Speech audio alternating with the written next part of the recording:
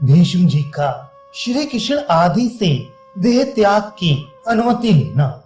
वैशंपायन जी कहते हैं, राजन, हस्तिनापुर में जाने के बाद कुंती नंदन युधिष्ठिर ने नगर और प्रांत के लोगों का यथोचित सम्मान किया तथा उन्हें अपने अपने घर जाने की आज्ञा दी। इसके बाद जिन स्त्रियों के पति और पुत्र युद्ध में मारे गए थे उन सबको बहुत सा धन देकर धैर्य बताया। तदनंतर युधिष्ठिर का राज्य सिंहासन के ऊपर अभिषेक किया गया और उन्होंने मंत्री आदि समस्त प्रकृतियों को अपने अपने पद पर स्थापित करके वेद वेदता एवं गुणवान ब्राह्मणों से उत्तम आशीर्वाद ग्रहण किया। तत्पश्चात राजा युधिष्ठिर ने 50 दिनों तक हस्तिनापुर में रहने के बाद जब सूर्य देव को दक्षिणायन से निवृत्त होकर उत्तरायण में आते देखा तो उन्हें कुरुश्रेष्ठ भीष्म जी की मृत्यु का स्मरण आया और वे यज्ञ कराने वाले ब्राह्मणों के साथ हस्तिनापुर से चलने को उद्यत हुए।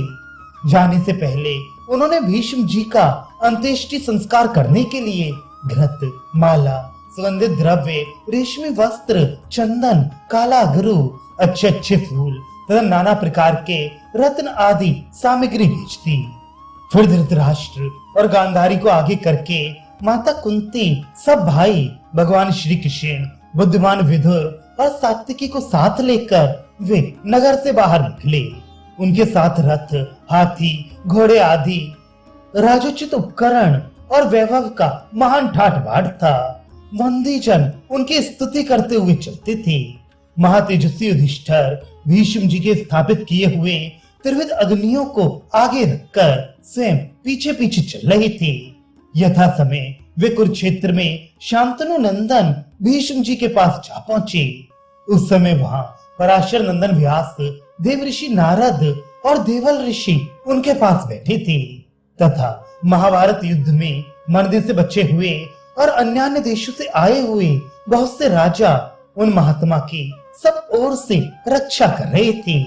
धर्मराज युधिष्ठिर दूर से ही वीर शैया पर सोए हुए भीष्म जी का दर्शन करके भाइयों सहित रथ से उतर पड़े और निकट जाकर उन्होंने पितामह भीष्म तथा व्यास आदि महर्षियों को प्रणाम किया।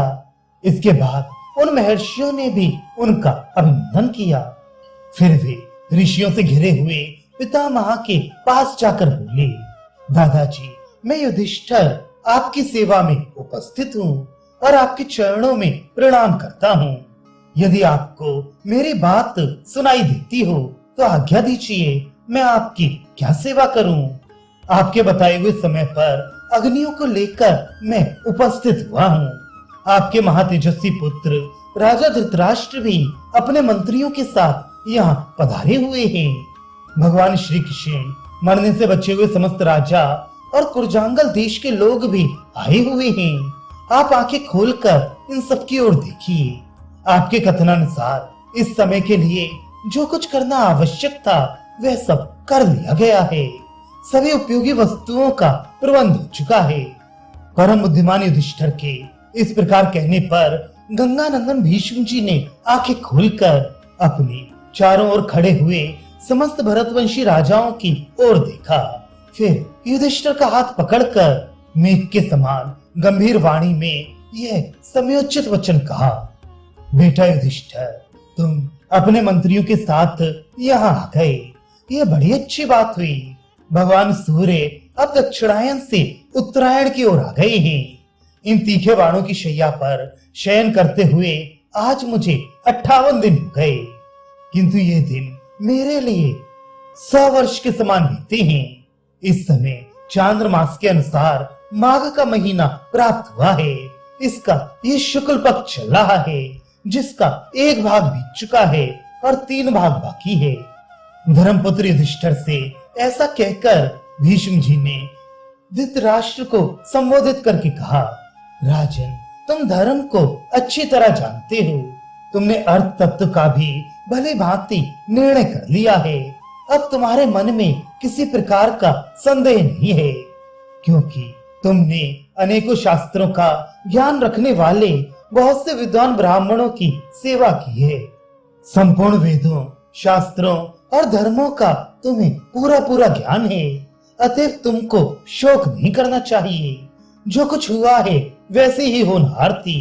तुमने कृष्णद्वैपायन व्यास जी से देवताओं का रहस्य भी सुन लिया है। उसी के अनुसार महाभारत युद्ध की सारी घटनाएं हुई हैं।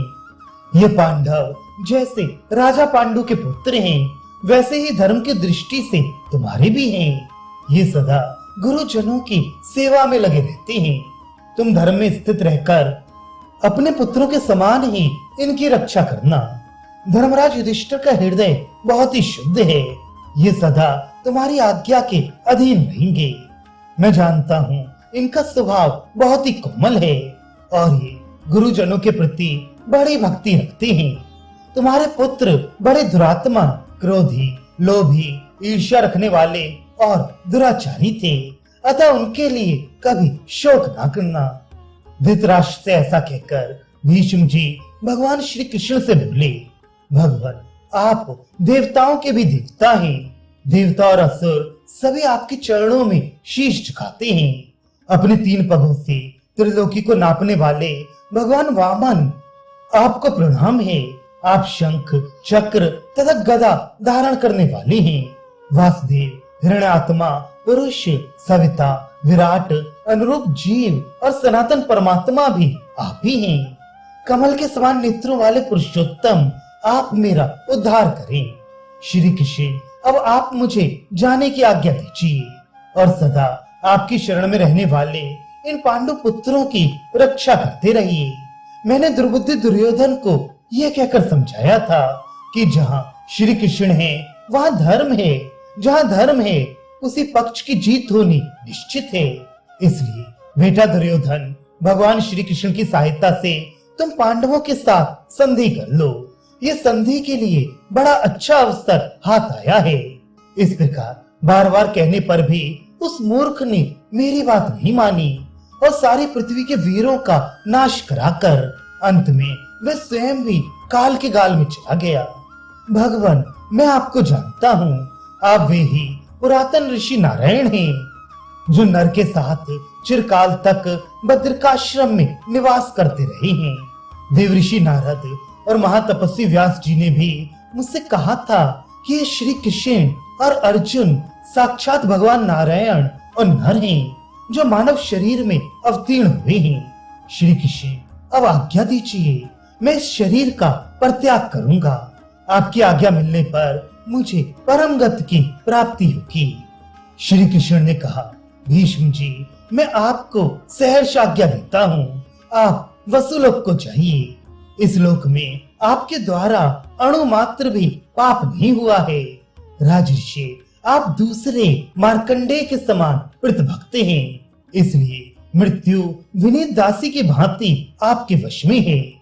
भगवान के ऐसा कहने पर गंगानंदन भीष्म ने पांडवों तथा धृतराष्ट्र आदि सभी सुहृदों से कहा, अब मैं प्राणों का त्याग करना चाहता हूँ। तुम सब लोग मुझे इसके लिए आज्ञा दो। तुम्हें सदा सत्य धर्म के पालन का प्रयत्न करते रहना चाहिए, क्योंकि सत्य ही सबसे बड़ा बल है। तुम लोगों को सबके साथ कोमलता का बर्ताव करना, सदा अपनी इंद्रियों को वश में रखना, ब्राह्मणों के प्रति भक्ति करना तथा धर्मनिष्ठ एवं तपस्वी होना चाहिए। ये कहकर भीष्म जी ने अपने सब सुहृदों को गले से लगाया और युधिष्ठिर से पुनः इस प्रकार कहा, राजन, तुम सामान्यतः सभी ब्राह्मणों की, विशेषतः विद्वानों की और आचार्य तथा ऋत्विजों की सदा ही पूजा करते रहना।